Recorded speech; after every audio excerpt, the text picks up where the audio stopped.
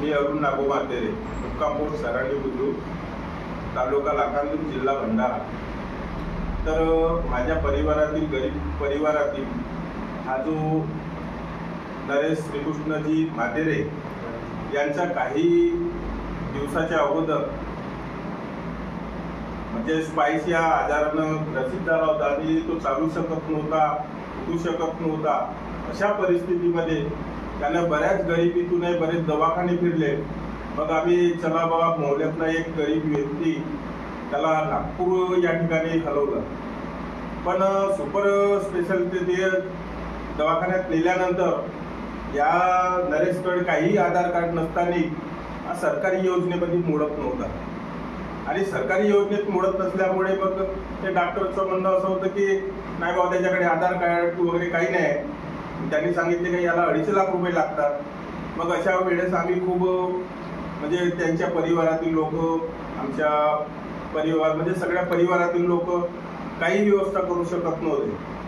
परिस्थिती अशी आली होती की त्याला म्हणजे तिथून आणायची गरज वाटली होती, पण वर्गणी म्हणजे करण्याचा विचार झालेला होता।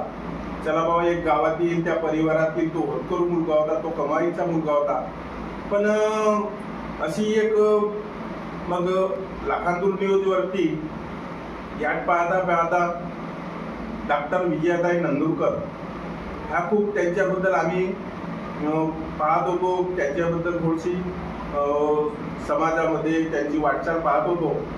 तर असाच रात्रीच्या वेळेस त्यांना 9 वाजता फोन करून पाहिला। त्या आमच्या ओळखीच्या नव्हत्या, कोणाच्याच ओळखीच्या नव्हत्या, पण त्यांनी तो फोन घेतला आणि स्वीकार केला आणि आम्हाला तो सकारात्मक रित्या तो फोन त्यांनी उत्तर दिलं का घाबरा नको म्हणे, तुमचं उद्या काम होऊन जाईल। आणि खरोखरच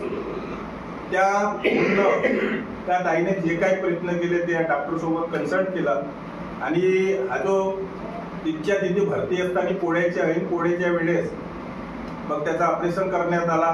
म्हणजे हा चालू शकत नव्हता त्यावेळेस, पण आज तो व्यसन म्हणजे एकदम चालायला लागला आणि आज आपल्या परिवारातील लोकांना तो म्हणजे आधारस्तंभ बनला। तर त्या विजयाताईची तेवढी म्हणजे श्रमदान म्हणून आपण समाजासाठी खरोखरच आम्ही त्यांचे किती आभार मानले तरी कमीच आहे, कारण का तेवढी कृतज्ञता आम्ही नाही करू शकत। तर हे जे आज नरेश मातेरे तर आज व्यवस्थित आहेत, चांगले आहेत आणि ते त्यांची आई आहे, ते त्यांची ताई आहे, कामावर जातात आज म्हणजे तो कामावर जात आहे, म्हणजे घरच्या परिवारासाठी तो काम करत आहे। आणि आम्ही जे काही बसलो आहोत, आम्ही एक मोहल्ल्यातील हितचिंत याच्या घराजवळील आजूबाजूचे शेजारी लोक अशा पद्धतीनं आज चांगला आहे, आपल्या कुटुंबाला पालन पोषण करत आहे।